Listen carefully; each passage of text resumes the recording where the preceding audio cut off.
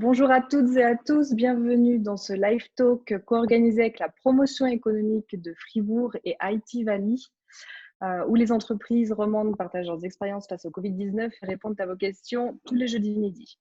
Alors, nous avons l'immense plaisir d'avoir parmi nous Adrian Riedo, directeur de RNX en direct de Fribourg. Adrian, bonjour. Bonjour. Tu es le fondateur de Riedo Networks, donc une société spécialisée dans le design électronique. Vous développez des solutions de surveillance et de contrôle de la consommation d'énergie pour des centres de données, des bâtiments et des sites industriels. Et vous avez également reçu le prix Cleantech du canton de Fribourg. Alors, quels sont les impacts du Covid-19 sur ton entreprise et ton secteur d'activité? Alors tout d'abord, merci d'être si nombreux aujourd'hui. Donc tout d'abord, dans notre secteur, on a, comme peut-être vous savez, la chance dans les centres de données, dans l'IT, on a plutôt une croissance ces derniers jours. Donc l'impact commercial en mars et avril était plutôt une croissance de, je dirais, 20-30%. Mais par contre, je vois que maintenant, il y aurait peut-être décalé un peu de réduction sur le marché. Mais en tout cas, on ne peut pas se plaindre. L'impact commercial, il est pas vraiment mauvais si on compare avec toutes les autres industries. Sur l'entreprise, l'impact, c'était plus ou moins facile parce qu'il y a 2 ans en arrière, on a déjà mis en place tous les outils chat, video call. On utilise ça depuis très longtemps. Donc, heureusement, c'était plutôt dire aux gens, bon, vous travaillez un peu plus à distance et puis c'était réglé. La chose négative, c'était plutôt les travaux dans les laboratoires, les tests sur le matériel, la collaboration surtout créative. Des fois, les meilleures idées viennent dans les pauses de café. Donc pour ça, par exemple, on a dit à partir du 16 mars, on se voit tous les jours à 10 heures le matin pour une pause café virtuel sans aucune raison. Et puis on verra ce qui se passe. Et puis après une demi-heure, on déconnecte. Pour les achats, l'impact était heureusement pas si mauvais, comme on fait beaucoup de sourcing en Europe, notamment Slovénie, Slovaquie, on a des sources de Grèce, Allemagne. Heureusement, pas d'Italie, il faut dire heureusement. Et la Chine, elle était bloquée pour 2 mois, plus ou moins. Donc, on n'a pas eu du matériel de la Chine. Et puis maintenant, c'est presque devenu normal. Donc, ça, c'est un peu le résumé de l'impact sur notre domaine. Et au moment de l'annonce de la Confédération, donc en mars, comment vous avez organisé le maintien de la relation avec vos clients? La relation avec nos clients, c'est surtout les foires. On a bien sûr email, téléphone, des visites personnelles des clients, mais pour gagner de nouveaux clients, on fait pas mal de foires. Et puis juste avant la crise en Europe, on avait une foire à Londres. Je vais vous montrer une photo tout à l'heure. Et la réaction, ce qu'on a pris vers les clients était pas grand. On a informé qu'on fait pas de meeting personnel et puis qu'on reçoit pas des gens chez nous dans les bureaux.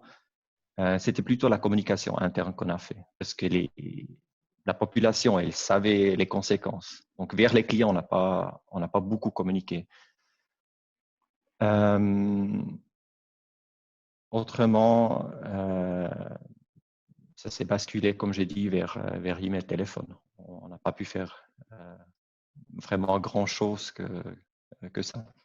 Aujourd'hui, vous avez repris la relation avec les clients, les entreprises sont Donc, on n'a jamais réunies coupé petit à petit. on n'a jamais perdu les clients ou la communication avec les clients. Ils étaient toujours informés où on est. On a reçu des commandes, on a pu livrer, le stock il est plein, le supply chain marchait. Des fois, c'était 1 ou 2 produits qui manquaient. Mais comme je disais tout à l'heure, la production, elle n'était pas impactée, peut-être un petit peu.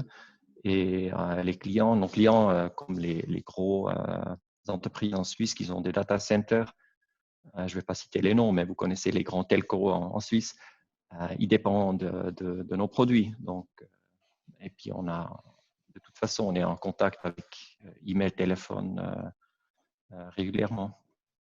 Ok. Et puis, tu disais que vous faisiez beaucoup de foires, donc vous exposez dans plusieurs salons à l'étranger pour démarcher notamment de nouveaux clients. Et au vu des restrictions sanitaires, comment est-ce que tu envisages de trouver de nouveaux clients et de nouveaux mandats?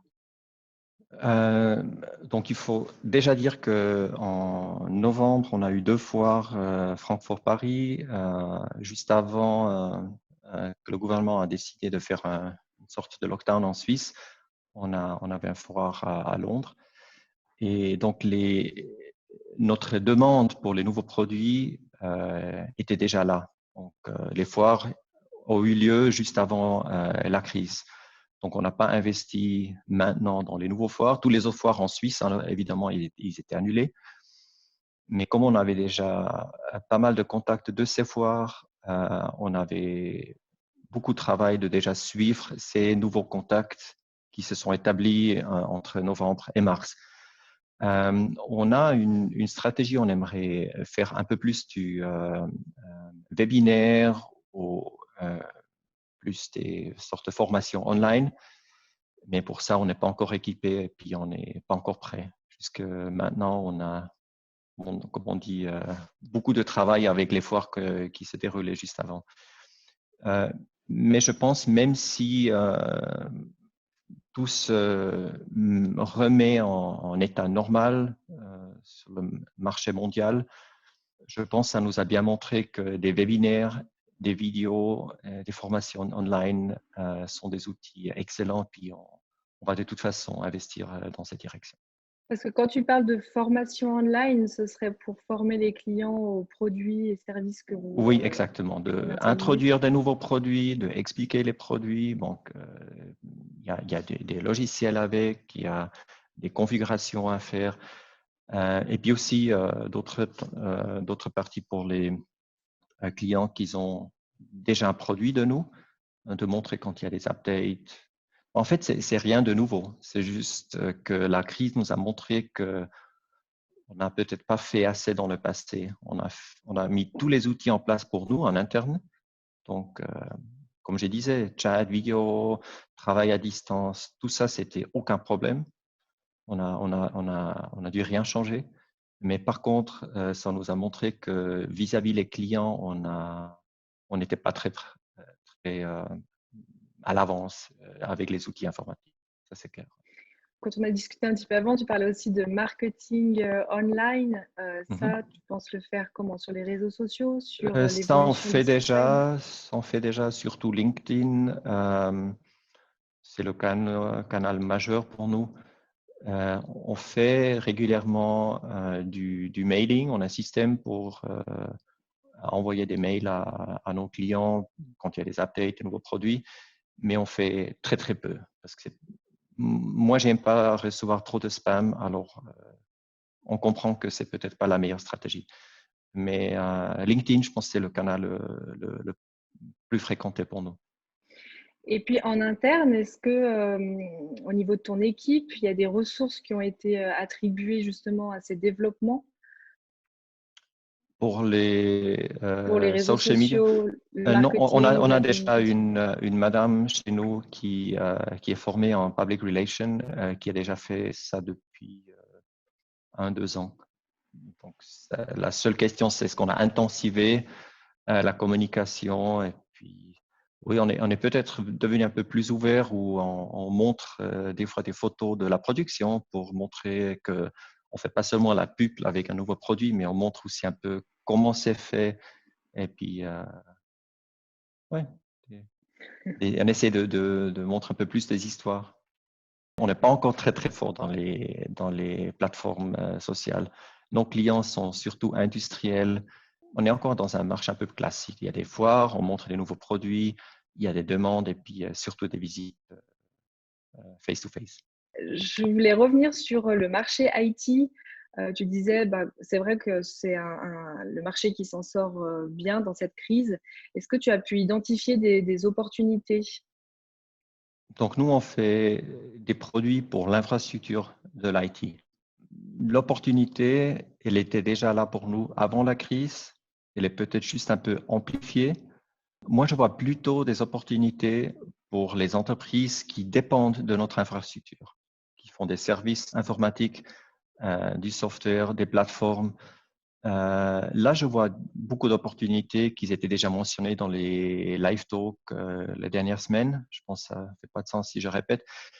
Mais comme nous, on est dans l'infrastructure, il y a juste le marché il est devenu un peu plus intense. Et puis, ça nous a montré que on ne doit pas seulement avoir un bon produit à un bon prix, il faut aussi être flexible et rapide. Donc, celui qui a des produits en stock, qui regarde un peu à l'avance, peut gagner des clients. Parce que si un data center a maintenant des clients avec des nouveaux plateformes qui doivent être installées dans les prochaines semaines, on peut pas attendre que l'électrification et puis le système de surveillance vient dans 3 mois. Ça doit être installé maintenant. Donc, d'abord l'infrastructure et après les services. Donc, moi, je vois une opportunité dans le sens que il faut peut-être réduire notre chaîne de production et puis temps de livraison pour être plus rapide que les autres. Avant de passer la parole, ça va peut-être montrer un peu comment nous, on a vécu la crise. Le 1er mars, déjà, quand on a vu dans les médias qu'il y a une crise qui va venir, on a fait 2 choses. À gauche, vous voyez déjà notre collègue en interne qui a déjà le 1er mars, évidemment, à montrer, oui, elle avait les mains, les classiques. On a mis à disposition quelques matériels de réserve pour les gens qui n'étaient pas bien équipés à la maison. À droite, vous voyez encore nos collaborateurs qui étaient notamment à Londres. Un, il était testé positif plusieurs semaines après. Donc, il a eu des symptômes pour 2 jours seulement. Mais on a eu la possibilité de lui tester, puis on a vu des anticorps. Donc, très probablement, Londres, ils étaient un peu à quelques semaines derrière nous. Mais les gens, ils étaient déjà là, c'était planifié. Oups. Après le 15 mars, dimanche, avant le gouvernement a annoncé, nous, on a fait une petite lettre, comme je pense dans toutes les entreprises. On avait la plateforme chat, le vidéo chat, tout ça, c'était déjà en place. Donc, on n'a pas dû faire grand-chose.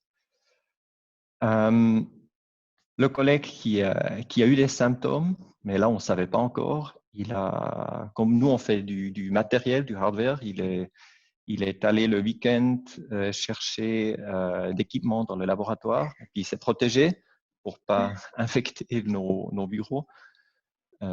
Donc, c'était bien qu'il a fait ça de sa part. Et puis, dans la production, il y avait assez de distance, et puis on n'a pas encore eu ces mesures à ce moment. Donc, maintenant, il y a les masques aussi dans la production, bien évidemment. Ça, je pense que ça, c'est des photos que tout le monde connaît depuis les dernières semaines. Chacun s'installe à la maison. Dans notre cas, pourquoi je montre les photos, c'est aussi parce qu'on est un cas spécial. Là, vous voyez à gauche du matériel, oscilloscope. Et puis, on a découvert que on a 1 ou 2 collaborateurs qui est presque mieux, je dirais, ouais, franchement mieux équipés à la maison que chez nous dans l'atelier, dans le laboratoire. Donc, là, c'est pas notre bureau, notre atelier, c'est chez lui à la maison. Donc, oui, on peut aussi profiter des hobbies des collaborateurs. Il a fait des mesures, donc on a fait tout pour pas arrêter le développement des produits.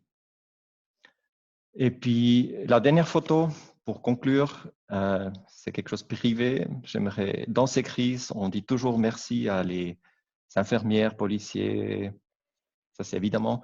Moi, j'aimerais aussi dire merci au nom de tout le monde à nos partenaires à la maison. Donc là, il y a ma femme qui me coupe les cheveux.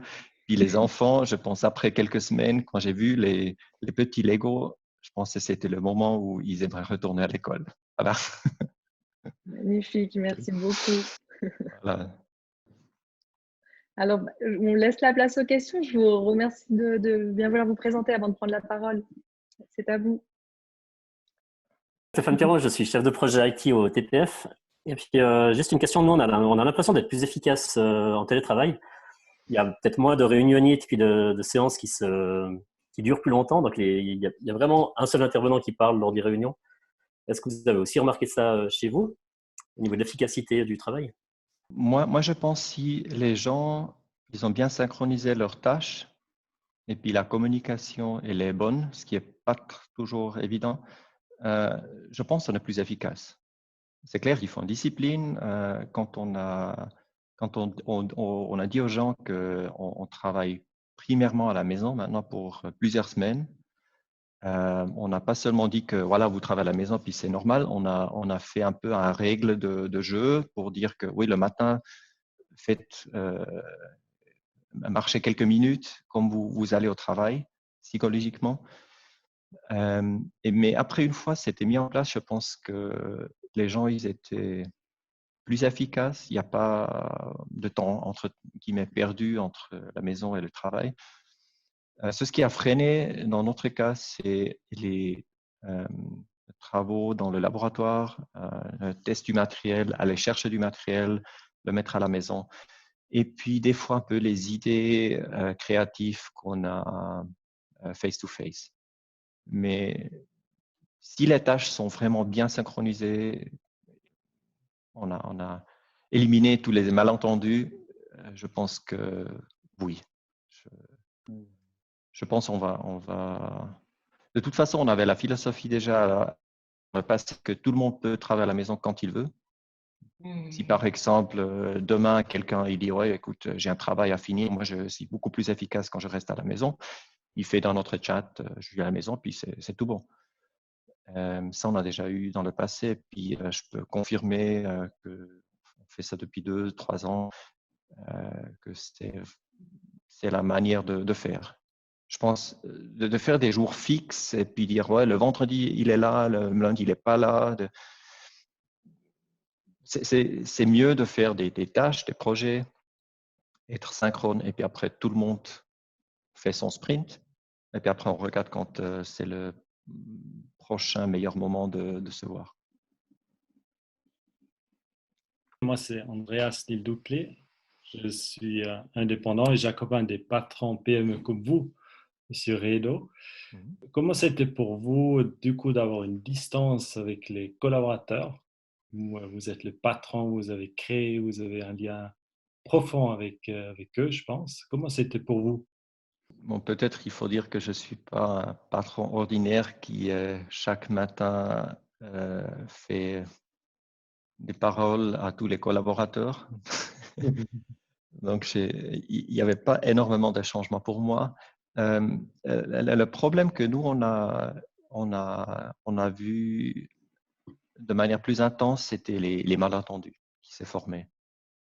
On était déjà habitué à travailler à distance de temps en temps, mais on était sûr que tous les semaines, plusieurs jours, on se voyait pour être sûr que tout le monde a compris qu'est-ce qu'on fait. Ça, c'était pour moi personnel la plus grande leçon, de réfléchir à moi-même, comment communiquer, peut-être devenir un peu plus calme, de réfléchir 2 fois avant de dire quelque chose. Et puis, je fais toujours des erreurs chaque jour, c'est normal. Et puis, la solution, c'est de prendre le téléphone et puis parler aux gens. Est-ce que entre guillemets, ce virus ou cette crise vous a fait peur personnellement ou vous avez juste appliqué les mesures pour être dans les règles?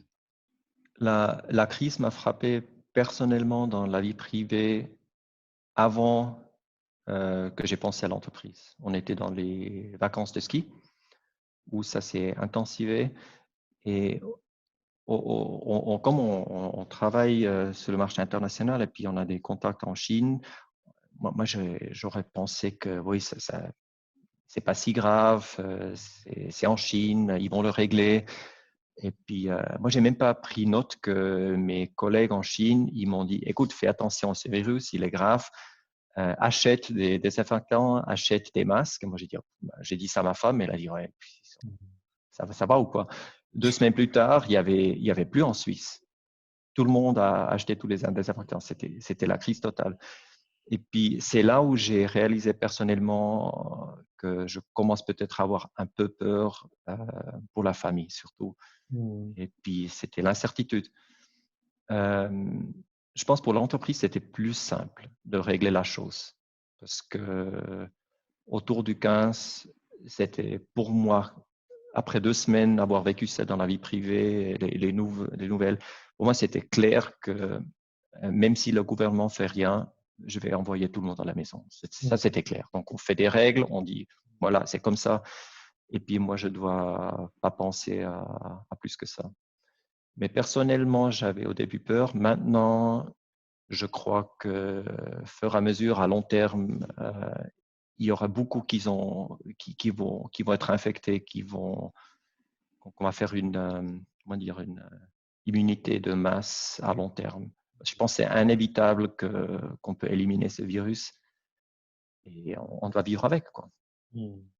Donc, je respecte, mais j'ai pas la peur que j'avais au début.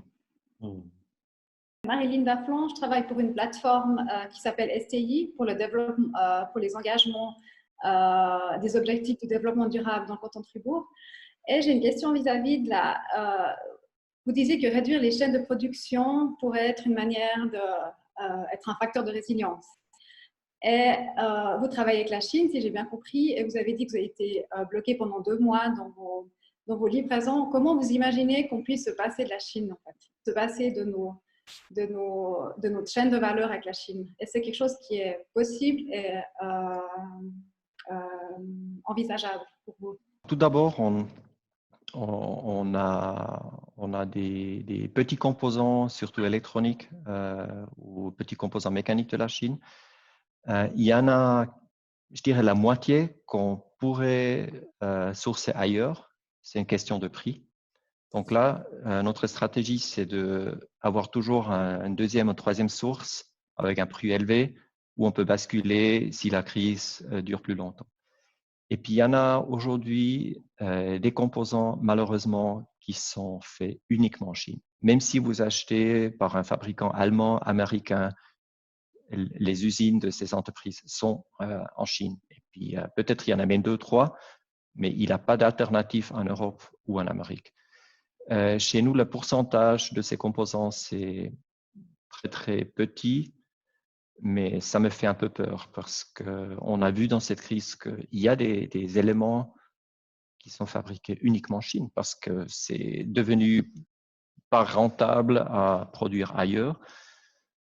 Et je pense, nous, on ne peut pas régler ce problème en PME. La seule chose qu'on peut faire, c'est regarder qu'on a toujours une deuxième, troisième source, mais il y a des composants qu'on peut pas trouver un fournisseur qui produit pas en Chine. C'est une question pour le marché mondial. Est-ce que cette crise ouvre les yeux aux grandes entreprises de peut-être ouvrir une deuxième usine ailleurs? Ça, je ne peux pas vraiment répondre, mais ça a bien montré que c'est devenu, on est devenu dépendant sur quelques produits de la Chine. C'est hors question. C'est peut-être une question par rapport au télétravail. Est-ce que ça va venir plus ou moins la norme chez vous de généraliser un peu le télétravail dans votre entreprise? On l'a fait depuis longtemps déjà, mais un peu sur la philosophie, oui, tu restes à la maison quand tu veux, et puis la majorité des collaborateurs voulaient venir au bureau. Je pense que ce qui a changé dans la tête des collaborateurs, c'est que, en fait, je peux travailler plus efficace à la maison. C'est pas vraiment une crise. Je pense que ça dépend aussi comment c'est à la maison. Est-ce que le partenaire est aussi à la maison? Est-ce que c'est peut-être mieux si on quitte, si c'est pas en même temps? Mais je pense que c'est plutôt au niveau collaborateur où ça donne un impact. Nous, on est ouvert à ça depuis longtemps. Mais j'ai un peu la tendance que plusieurs employés vont vont peut-être intensiver et puis prendre plus ces moyens comme option 2. Je parle pour Anne Meyer. Donc, je suis députée au Grand Conseil fribourgeois. Nous réfléchissons sur des plans de relance. Quel serait le soutien le plus ciblé pour vous, si besoin il y a? Ça, c'est une bonne question, parce que là, je me suis demandé souvent ces derniers temps, est-ce qu'on a besoin d'aide ou pas? Et puis, comme en mars-avril, pour nous, le marché tournait bien. Je me suis dit, non, il faut aider aux gens qui ont un restaurant, qui ont dû fermer aujourd'hui à demain, hein, qui ont zéro de revenus. Pour nous, c'est peut-être plutôt un soutien de visibilité, je pense, qui pourrait aider. C'est-à-dire que on parle des entreprises qui sont dans la grande crise. C'est aussi bien de penser de ces entreprises qui peuvent plus travailler, mais ce serait peut-être pas mal aussi de montrer une visibilité des entreprises qui font de l'infrastructure, qui font tout pour que cette infrastructure continue à fonctionner, surtout comme aujourd'hui, on utilise l'infrastructure IT. Sans des entreprises comme la nôtre, on n'a pas ce vidéo chat. Et puis peut-être aussi je ne sais pas si on peut mettre ça un peu en valeur. Mais autrement, financièrement, je pense le marché IT ne doit pas se plaindre ces jours. Une fois Voulet, je suis entrepreneur et puis coach platine également. J'avais 2 questions en fait. La première question, c'est est-ce que vous avez ressenti chez vos collaborateurs une forme de peur ou de tension? Il y a beaucoup de gens qui se font du souci avec la diminution de certaines activités pour leur emploi. Il y a beaucoup de gens qui se font des soucis pour leur famille. Est-ce que vous avez palpé ces craintes et comment vous y avez fait face ou est-ce que vous avez joué un rôle pour les rassurer? Moi, j'ai senti la peur de quelques employés, surtout vis-à-vis du virus, de la santé et de leur famille. Donc, en fait, des peurs privées pour une peur éventuelle sur l'impact comme salaire, place de travail. J'ai pris les mesures le premier jour. Nous, on a communiqué le 15 mars ouvertement où on est financièrement, combien de mois on peut payer les salaires si on n'a aucun turnover. Donc, j'ai calculé combien de mois je peux payer les salaires si on n'a rien. Donc, c'est presque impossible si on fait de l'IT, mais j'ai simplement calculé le pire des cas. Et puis, les quelques mois, ils sont plus longs qu'une crise estimée de 2-3 mois. Puis, je pense que ça a aidé à rassurer aux gens que oui, le travail, mon poste de travail n'est pas en risque. Et puis, les salaires sont garantis pour telle et telle durée. Et puis, je pense aussi que c'est quelque chose que tous les entreprises devraient faire. Pas seulement dans la crise, mais aussi régulièrement montrer à leurs employés une transparence. Où on est, comment ça va, c'est quoi les chiffres d'affaires, et puis oui, de rassurer que est-ce que ça va bien, et puis peut-être aussi quand ça va un peu moins bien.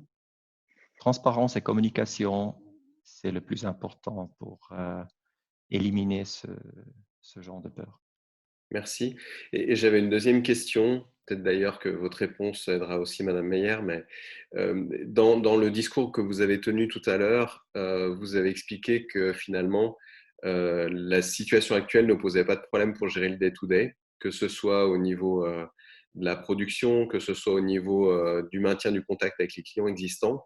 Mais l'impression que ça donne sur beaucoup d'entreprises, c'est que la problématique, c'est plutôt pour les projets d'avenir, comme la prospection de nouveaux clients et également le développement de projets sur des futurs produits ou de l'innovation. Est-ce que c'est quelque chose que vous constatez aussi, cette problématique sur on gère le day-to-day, mais comment on fait pour prévoir l'avenir? Moi, je pense que chez nous, dans l'infrastructure de l'IT, on est décalé. Les projets qui étaient déjà en cours, ils vont être réalisés, il y a les budgets. Le marché de l'IT et puis surtout l'infrastructure de l'IT peut seulement diminuer si la demande globale diminue. Et si on pense que tous les 18 mois, la quantité de données sur notre planète est doublée, j'ai pas tellement peur pour le marché d'IT. C'est peut-être localement où il y a des investissements qui sont pas faits parce qu'il y a plus d'argent, parce que l'argent est utilisé pour d'autres choses, d'autres salaires et les gens qui sont licenciés. Mais en global, le marché IT est devenu, l'IT est devenu tellement un outil dépendant pour nous que c'est presque impossible qu'il y ait une grosse crise. Je ne veux pas dire qu'il n'y a pas des entreprises qui vont souffrir ou des projets qui vont être annulés, mais c'est des phénomènes, je dirais, en court terme, 6 mois, 12 mois, 18 mois. Et puis, je reviens à ce que je dis avant, c'est la crise n'a pas seulement montré la rapidité, comment ça peut changer, elle a aussi montré à toutes les entreprises, surtout PME, combien de réserves j'ai et puis est-ce que j'ai planifié pour ça. Et puis je pense que beaucoup d'entreprises vont peut-être créer des réserves plus importantes. Mais à long terme, j'ai pas peur. À long terme, le marché, il est stable, je trouve, pour nous. Bien. Nous arrivons à la fin du live talk. On peut rester un petit peu après s'il y a encore d'autres questions à Adriane. Mais je fais le mot de la fin. Donc, merci beaucoup, Adriane, pour ton témoignage et merci à tous d'avoir été parmi nous. Le replay de cette vidéo sera disponible sur la chaîne vidéo d'Alpacity. Et puis, on se retrouve jeudi 28 mai à la même heure en compagnie cette fois-ci de Stéphane Ménard, qui est fondateur de Codatic et de Boss Software. Et ce sera en direct de Berne. Et je tiens également à remercier mes collègues Sandrine et Michael pour toute l'organisation des live talks. Alors, excellent après-midi et à tout bientôt. Merci beaucoup. Merci. Au revoir. Merci, au revoir. Merci beaucoup.